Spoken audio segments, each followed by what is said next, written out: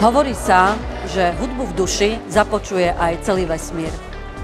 10. októbra si pripomíname Deň duševného zdravia a práve leitmotív tejto myšlienky sa stal základom našich dní na Gymnáziu Konštantínova 2 v Prešove.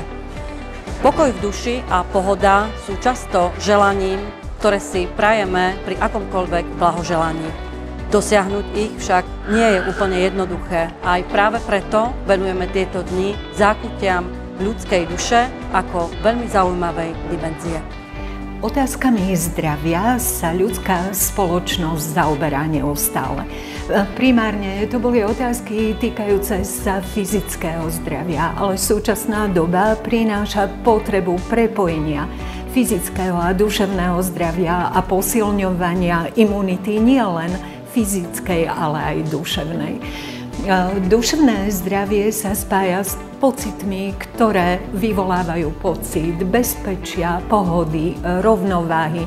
A toto je taký primárny cieľ aj aktivít, ktoré realizujeme v školskom prostredí. Duševné zdravie je veľmi dôležitou súčasťou nášho života. Sme veľmi radi, že na našej škole sa môžeme tejto problematike venovať.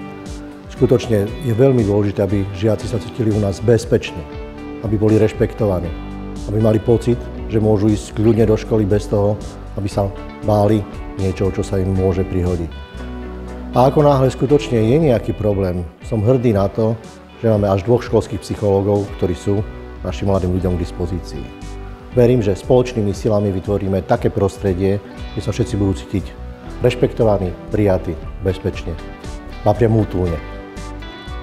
Praktických odporúčaní alebo rád, ako zvládať stres a záťaž, je určite veľmi veľa a preto vám odporúčam, aby ste si všímali aj motivačnú stenu, ktorú máme v bilingválnej sekcii a kde vám ponúkame ďalšie odporúčania.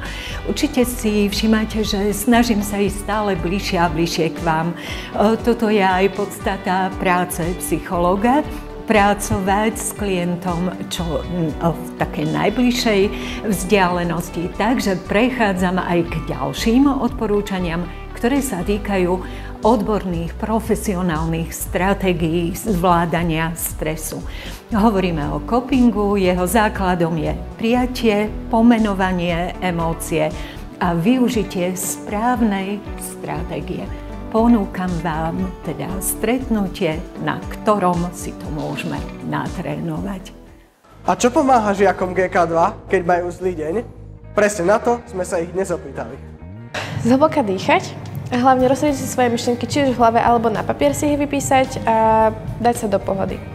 Mne najviac pomáha prechádzka v prírode alebo rozhovor s kamarátmi, ktorým dôverujem. Ja nemám zlý deň. Čo mne určite zlepší deň je dobrý tréning z volejbalu, čo mám po škole, alebo z tanečnej z ľudových tancov.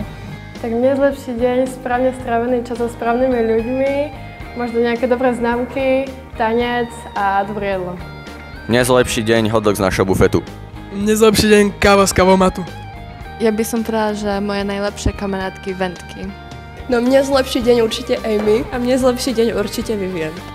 Radosť mi robí, keď mi niekto pomôže na mojich obľúbených hodinách v škole.